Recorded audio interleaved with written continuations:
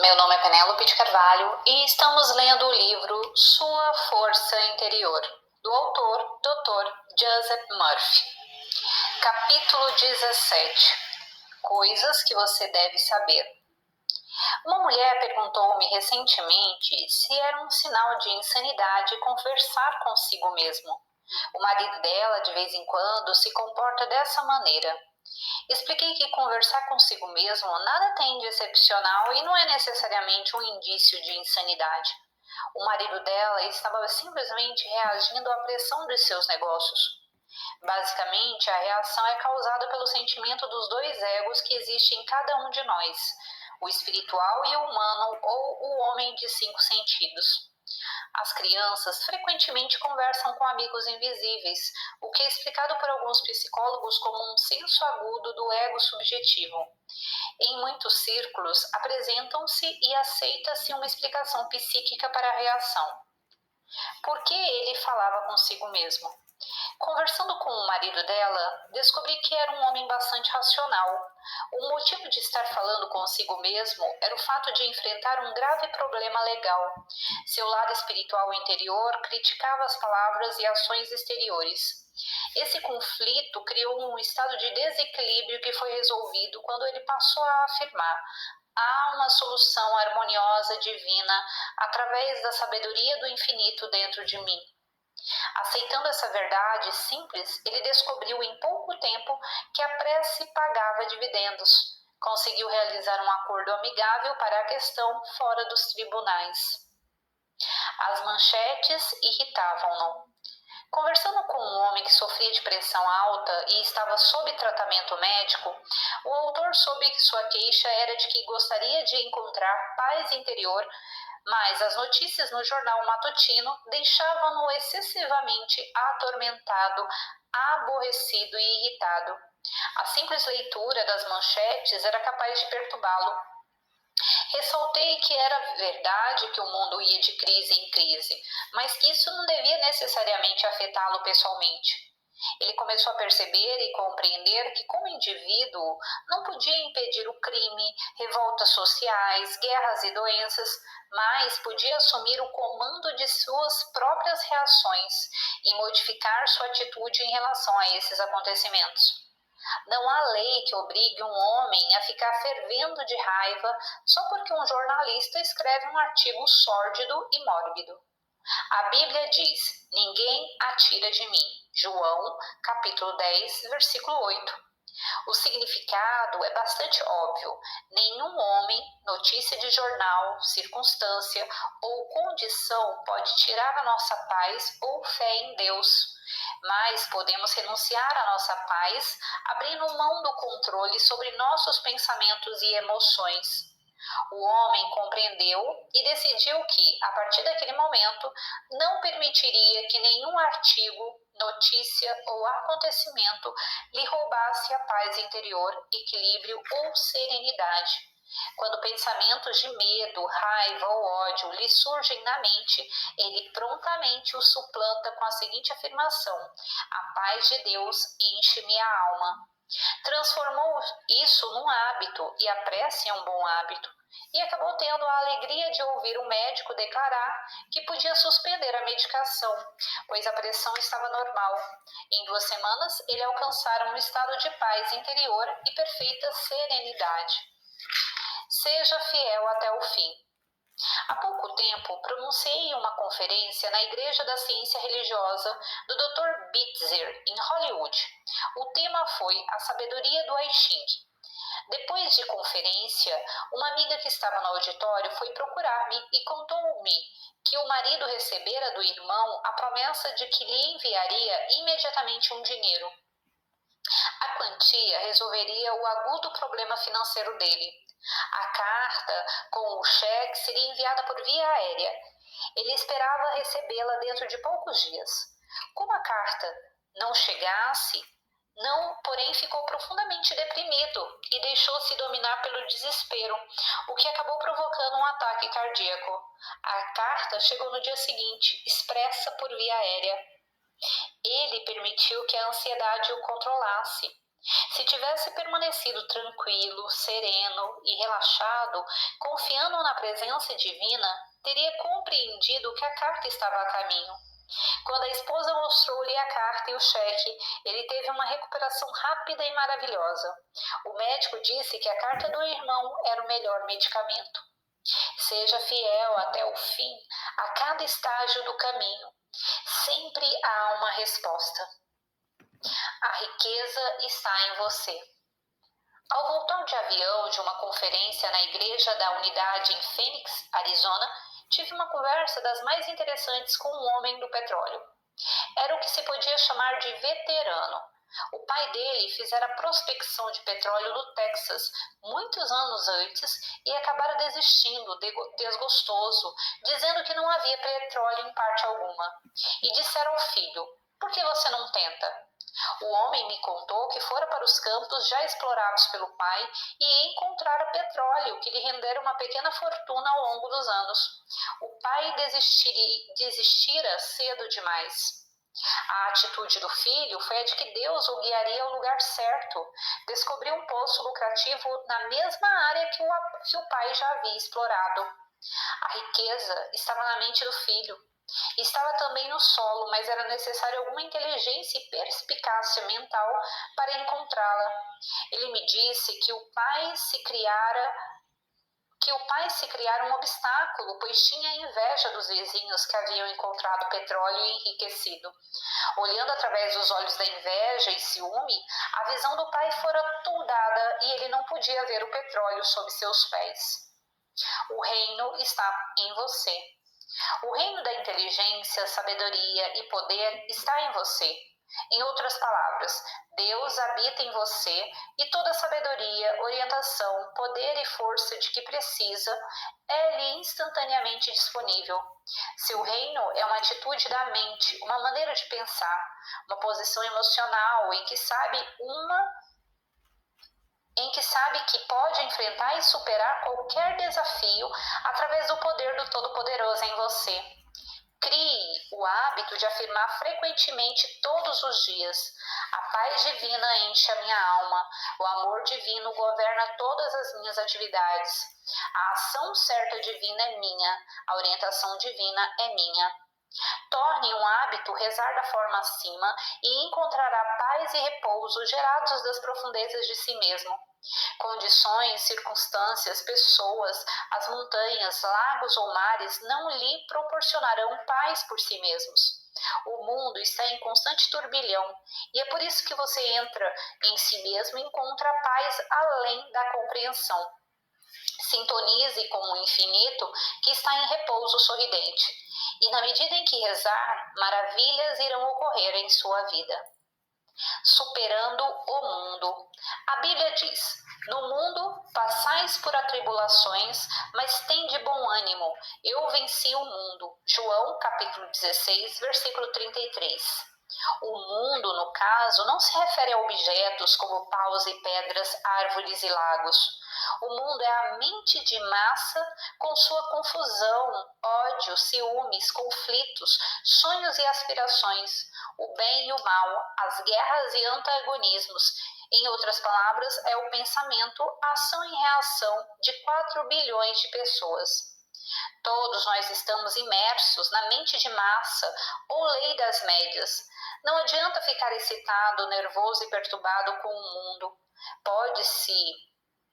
Com os conflitos do mundo. Além do mais, você não pode fugir do mundo. Pode se elevar acima dele, pensando espiritualmente, construtivamente, harmoniosamente. Adote uma atitude de vitória e triunfo e afirme categoricamente: Deus em mim está me guiando, fazendo-me prosperar e concedendo-me força e poder para tudo superar. Irradie amor e boa vontade para todos. Afirme equilíbrio e serenidade. Na medida em que afirmar tais verdades, regularmente avançará pelo turbilhão do pensamento do mundo para experiências de satisfação, contentamento e realização. Ela disse: não consigo aguentar. Uma jovem enfermeira contou-me, depois de um culto em Laguna Hills, que tivera o seu primeiro emprego numa clínica médica onde havia constantes queixas, interrupções, conflitos e alterações. Que estava aflita e disse-me: a situação parece insuportável, não consigo aguentar. Sugeri que de nada adiantaria tentar escapar à situação incômoda, que aqui estava para enfrentar os desafios, as dificuldades e superá-los. Queixas, conflitos e pessoas desagradáveis fazem parte de todo e qualquer trabalho. Ela escutou e decidiu permanecer calma, afirmando frequentemente: nenhuma dessas coisas me demove. Atos, capítulo 20, versículo 24. Estou aqui para conquistar, servir, irradiar amor e compreensão, adquirir experiência. Ela descobriu que a sua mudança de atitude mudou tudo. Trabalha agora na clínica com uma mente serena. Na tranquilidade e na confiança está a vossa força. Isaías, capítulo 30, versículo 15. Descobriu que o poder de transcendência sobre o turbilhão e conflitos estava dentro de si mesma. Verificou que havia nela um poder maior do que qualquer situação, porque maior é aquele que está em vós do que aquele que está no mundo. 1 João, capítulo 4, versículo 4. Todo mundo enfrenta dificuldades, desafios, problemas, conflitos e alterações como uma parte inevitável da experiência aqui na Terra. Mas o homem ou mulher que compreende que cada problema pode ser divinamente superado, conquista vitórias e sabe que a união com a presença e poder infinito traz alegria da prece atendida.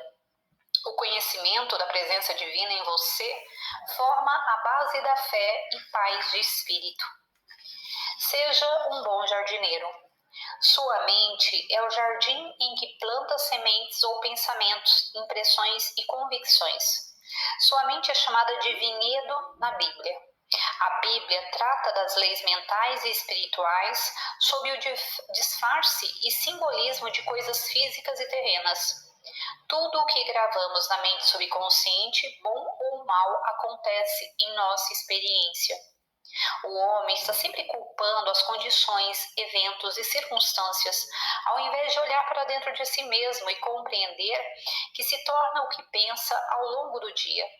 Sua saúde, felicidade e prosperidade não são consequências de eventos e ações de outros, mas da maneira como você pensa e sente.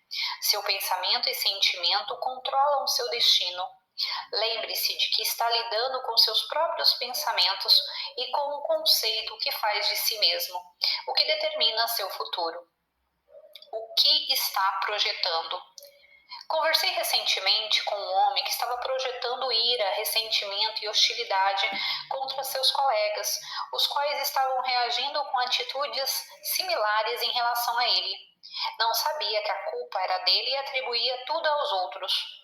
Expliquei-lhe que sua mente era como um projetor de cinema que projeta imagens na tela.